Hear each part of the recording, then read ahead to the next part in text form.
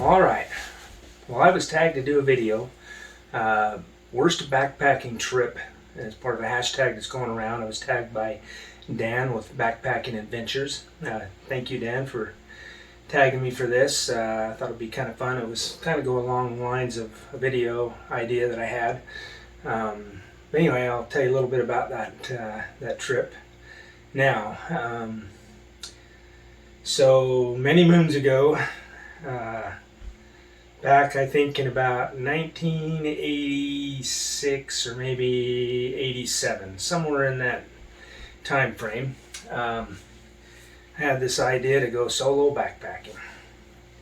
My mom thought it was a bad idea. She says, "Don't do it." I said, "I'm a big boy, Mom, I can do it." And so I gathered up my gear, and I gathered up my aluminum frame backpack I had at the time, and my $10 Walmart sleeping bag, and coffee pot, and my frying pan. I think I took a can of chili or a can of Campbell's soup for dinner that night. And of course, everybody back in the day had the old Rambo knives. I don't have that one anymore. Rambo knives with the screw top with the compass and the matches inside, and little wire saw and all that. Since then, I picked up this Schrade knife. It's a full tang knife. It's a pretty nice knife. I don't carry this with me on all my trips, but anyway, this kind of gives you an example of the big old knife that I would have had at the time. And I had a little first aid kit, and had one of those Mountain Men leather canteens with me, and a little iodine tablet. And because we didn't have water filters back then, and at least I didn't. I was just a poor high school kid. But anyway, thought it would be a grand adventure, so decided to go hike up Mill Creek Canyon, which is my favorite canyon at the time, and hike up this to this lake called Lake Desolation. I think I was wearing cowboy boots on that trip too, because I was a pretty tough kid back then. I wore cowboy boots, had the wide mustache, and the dirty hands from not being afraid of getting dirty, and just rough around the edges all over. Anyway, I thought I was invincible, or was I? So we'll find out on this trip. Anyway, so we did the Little Water Trail, I think is what it was called. Decided to do a loop trail that went up past Dog Lake and up to Lake Desolation. And then I'd spend the night at Lake Desolation and hike the loop back to my vehicle in Mill Creek Canyon. Back then I was into survival stuff and bushcraft and all that. They call it bushcraft now, but back then it was like I could survive on land, whatever they called it back then. But anyway, had my Army surplus survival book that I got from the Army Navy surplus store down in Salt Lake, and I read through there and how to build a shelter from scratch, and how to build snares and tree spring traps, and I was gonna live off the land while I was up there for that night, all high and mighty, having a good time. And anyway, the trip started out pretty uneventful. No major mishaps, just feet a little sore from not having the right gear, and my back being a little sore from having heavy gear an external frame backpack that maybe they weren't the best quality back then compared to what they have today. Anyway, hiked up to Lake Desolation, had the place to myself. Such a pretty area up in there, and I found my little place just off on the isolated side of the lake. And you know, back then we didn't have tents either. I'd just sleep on the ground, so I threw out my tarp and put my sleeping bag out and got my you know, campfire pit all set up and all the wood processed for that, and proceeded to go about, you know, with my foraging book that I had at the time. I went looking around at vegetation and looking at stuff that might be edible, and then I saw this little pine tree, maybe, I don't know, 16 foot high, and I thought, ooh, I could use that as a tree spring trap. So I had my little rope, and I proceeded to climb up that tree so I could tie the rope to the top and pull it down to create the tension. And when I was on that top 6 feet of that tree up there hanging on, and tied the rope on, I proceeded to lean back to get a little bend in the tree as I was working my way back down, and snap, that tree broke, and I fell probably about 12 feet, maybe 15, I don't know, somewhere in that range. And when I fell, I stiff armed my fall, and I landed on my hand like that, jammed it up into my rib cage like that, knocked the wind out of me. I thought I died. I couldn't breathe. I was like, and after I finally got my breath and, you know, looked myself over to see what was wrong, I realized that my wrist wasn't the way it should have been. It was all swollen and hurt like no other. And I assumed that I probably broke it or something. I didn't know the extent.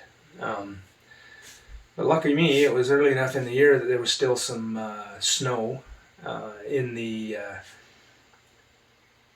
you know, on the shady side of the mountain. So I went over there with my frying pan like this, and I scooped up some snow, and it was almost dark too, so I couldn't just hike back out.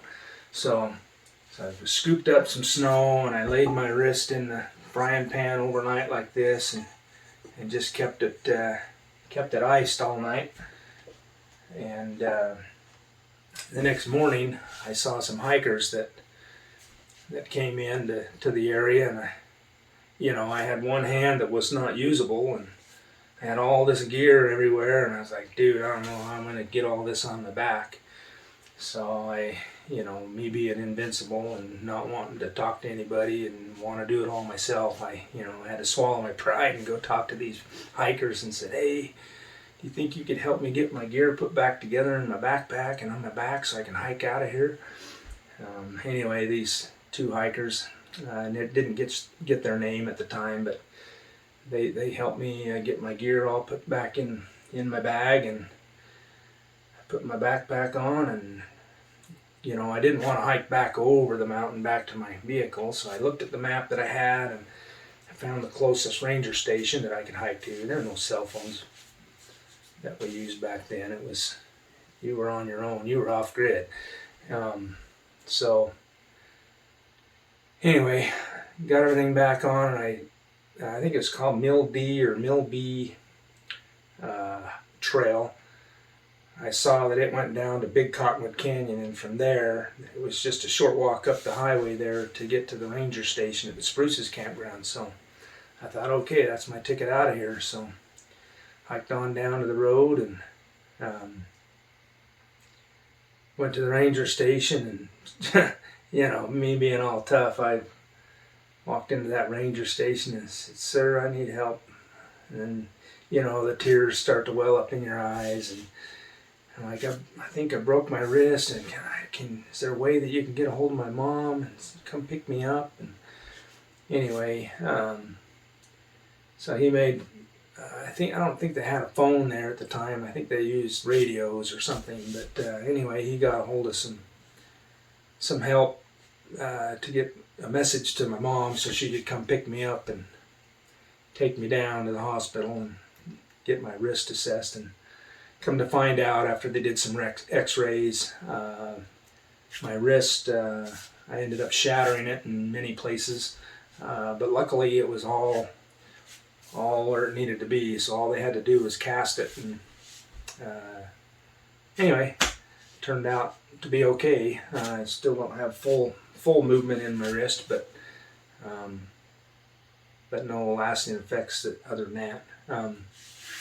Anyway, for the longest time I told my mom not that story.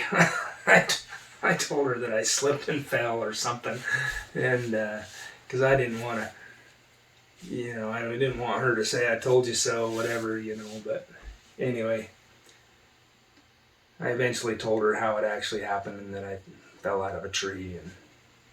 And but anyway, so worst backpacking trip, I probably have to have that be on the top of the list, although I think Jim Hayes Hiking said that there's no such thing as a worst backpacking trip, only I think his verbiage was there's good backpacking trips and there's better ones.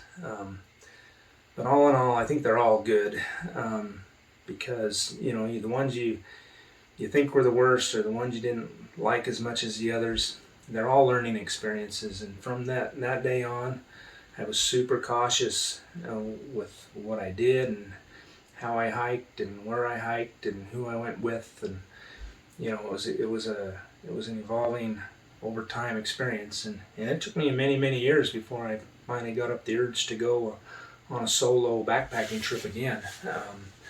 I eventually did, I think, in 2015 probably, or 2016. It was a long time, whatever that is. That's what, 30 years. It took me 30 years to go on another solo trip, but anyway, a lot wiser, smarter, more cautious now. And so anyway, that's my worst backpacking trip.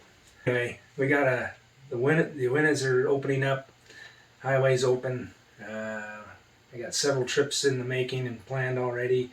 I think I got trips planned the first, second, and third weeks of June already, to go up into the Uintas, so that'll be good.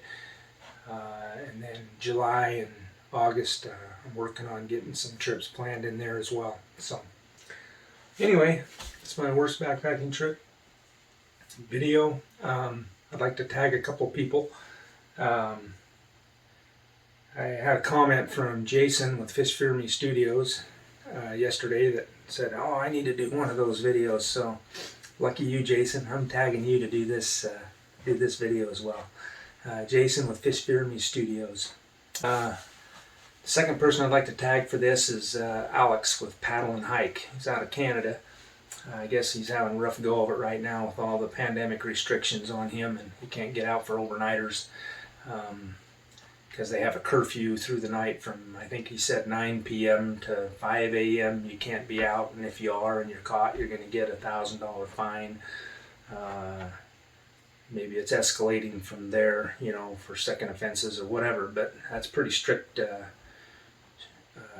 requirements. So Alex, stay clear of those fines and those authorities that are enforcing them. Anyway, so I thought Alex would be a good choice for this because he gets out on trips as well. Has a great channel. He while he's in quarantine, if you will, or during this curfew time, I thought maybe he could pull up some file footage and maybe highlight his worst backpacking trip, or if it's not a backpacking trip, maybe his worst hiking trip. Anyway, so I've tagged Jason with Fishfearme Studios. He's got a great fishing channel, and Alex with Paddle and Hike. He's got a great hiking channel. Anyway, I'll look forward to seeing their videos if they choose to do them. If they don't want to do them, or want to pass along the tag to anybody else, this is an open tag. So anybody watching this that wants to do their own, I welcome you to do that. Anyway, thanks for watching. Have a great day and happy trails.